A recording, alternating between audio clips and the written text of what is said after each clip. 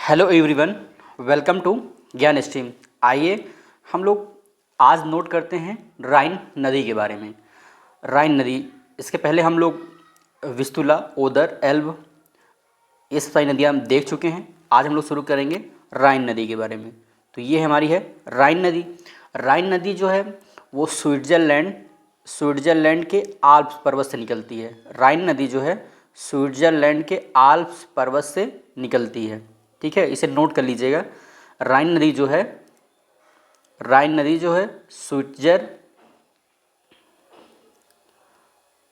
Switzerland के Alps पर्वत से, आल्प्स माउंटेन से निकलती है।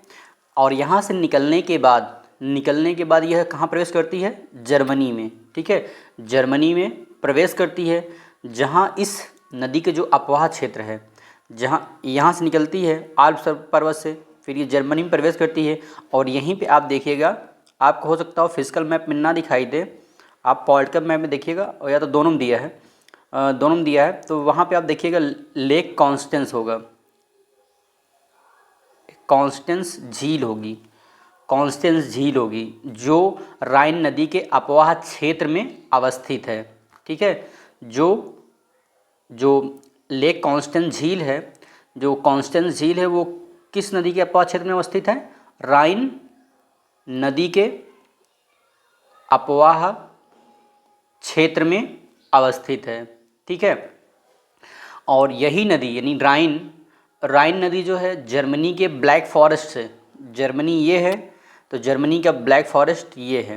ठीक है, जर्मनी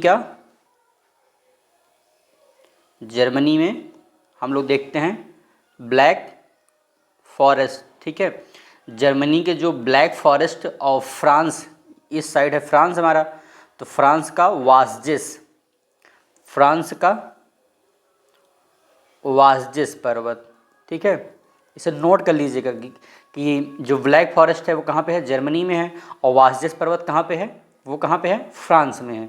ठीक है, के मध्य से, यानी एक साइड हमारा ब्लैक फॉरेस्ट है, एक साइड हमारा वास्जेस पर्वत है, दोनों के मध्य से ये गुजरती है। ठीक है, दोनों के मध्य से, यानी एक प्रकार से अगर देखा जाए, जैसे हम लोग पढ़ चुके हैं कि जब दो पर्वतों के बीच से कोई नदी गुजरती है, मतलब वो क्या है? एक प्रकार की भ्रंश घाटी से होके गुजरती है। ठीक है, ये जो नदी है दोनों पर्वतों के बीच से होते हुए भ्रंश घाटी से होकर ये गुजरती है। ठीक है, और ये नदी फ्रांस और जर्मनी के मध्य, राइन जो नदी है फ्रांस और जर्मनी के मध्य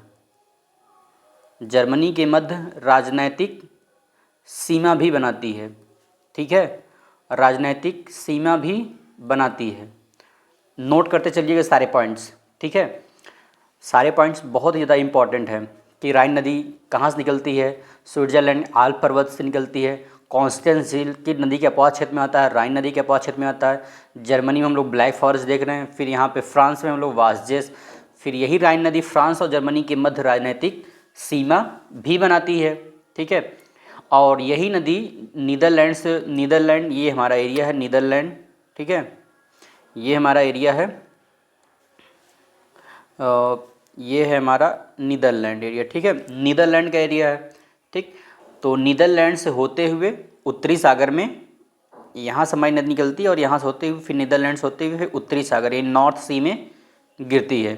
ठीक है, और यह विश्व की सबसे व्यस्ततम अंतः स्थली। ठीक है, राइन नदी जो है विश्व की व्यस्त अंतः स्थलीय जलमार्ग है। ठीक है, और इस नदी के जो मुहाने के समीप अवस्थित है रॉटरडम। ठीक है, इसी जो नदी के मुहाना है हमारा, यहीं पे आप देखिएगा रॉटरडम एक प्लेस होगा। ठीक है, रॉटरडम।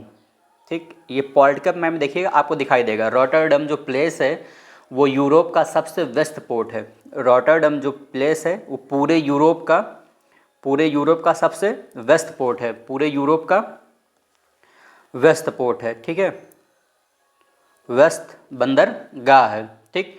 और रॉटरडम से एम्स्टर्डम तक, रॉटरडम यहाँ पे है, तो इसी साइड आप देखिएगा तो यहीं लिखा होगा एम्स्टर्डम, ठीक है, एम्स्टर्डम, ठीक। एम्स्टर्डम, रॉटरडम से एम्स्टर्डम तक जो है जो नगर अवस्थित हैं उसे हम लोग क्या बोलते हैं, सन नगर।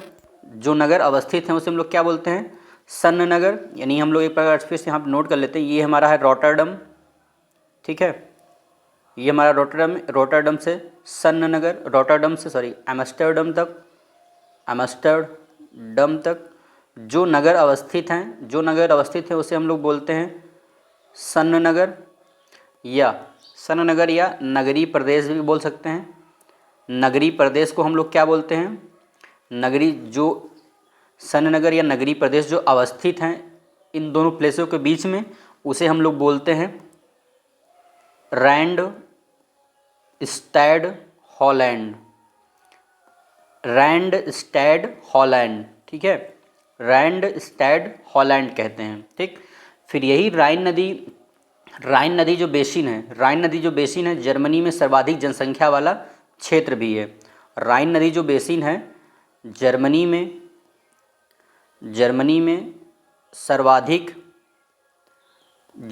सर्वाधिक जनसंख्या वाला क्षेत्र भी है, ठीक है। क्षेत्र सर्वाधिक जनसंख्या वाला जो क्षेत्र होने के साथ ही सर्वाधिक विकसित प्रदेश भी है, ठीक है, सर्वाधिक विकसित प्रदेश भी है, ठीक है। इसीलिए यहाँ पे ऑटोमोबाइल उद्योग, इसीलिए यहाँ पे ऑटोमोबाइल उद्योग और रसायन उद्योग का सर्वाधिक विकास हुआ है, ठीक है, सर्वाधिक विकास हुआ है, ठीक। और राइन नदी की एक सहायक नदी है रूर नदी, ठीक है, रूर नदी, ठीक। राइन नदी की एक सहायक नदी है रूर नदी। रूर नदी के जो बेसिन का जो क्षेत्र है, रूर नदी जो बेसिन का जो क्षेत्र है वो कोयला के भंडार की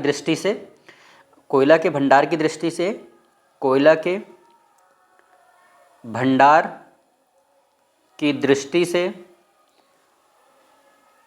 उत्तर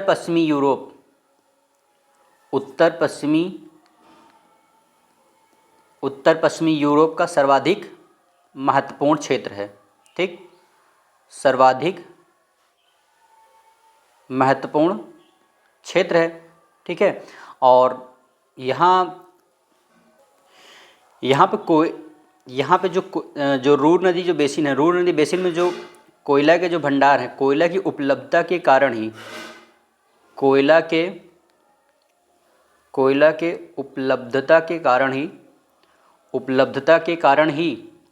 रूर नदी के तट पर एक प्लेस है, देखिएगा एशन, आपको यहीं पे दिखाई देगा, हमारा एक प्लेस होगा एशन, ठीक है, एशन जो है लौह इस्पात उद्योग का एक केंद्र स्थापित किया गया। एशियन में ही लौह इस्पात उद्योग को स्थापित किया गया है, ठीक है, लौह उद्योग को स्थापित किया गया, क्योंकि जो रूर नदी जो बेसिन का जो एरिया है वो कोयला की उपलब्धता के कारण एक इम्पॉर्टेंट प्लेस बनता है। इसलिए कोयला की उपलब्धता के कारण यहाँ पे एक प्लेस है एशियन में ही लौह इस्पात उद्योग को स्थापित किया गया है। और राइन नदी के तट पर अवस्थित है एक प्लेस है स्टटगार्ड, ठीक है, राइन नदी के तट पे ही अवस्थित है एक प्लेस है स्टटगार्ड, ठीक। ये जर्मनी में स्टटगार्ड जो प्लेस है जर्मनी में ऑटोमोबाइल उद्योग का एक महत्वपूर्ण केंद्र है, ठीक। ऑटोमोबाइल उद्योग का एक एक महत्वपूर्ण केंद्र है। ठीक है, तो आज के लिए इतना ही। Thank you. हम लोग कल देखेंगे सिल्ट रिवर के बारे में।